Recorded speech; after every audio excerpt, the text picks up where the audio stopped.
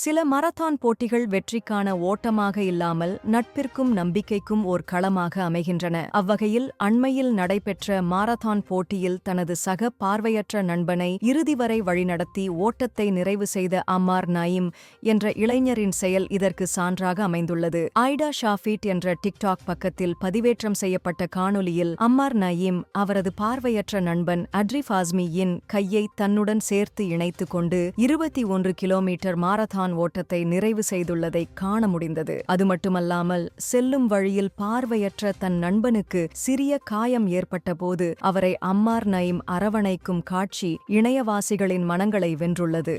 சரியான ஆதரவு இருந்தால் மாற்றுத்திறனாளிகள் கூட மிகப்பெரிய சாதனைகளை அடைய முடியும் என்பதை அம்மார் நயீம் செயல் தெளிவாக காட்டுகிறது என்று இணையவாசிகள் கருத்து பகிர்ந்துள்ளனர். அவர்தான் உண்மையான வெற்றியாளர். சில நேரங்களில் போட்டியில் வெல்வதை விட வாழ்க்கையில் வெல்வது சிறந்தது என்றும் இன்னும் சிலர் பாராட்டியுள்ளனர்.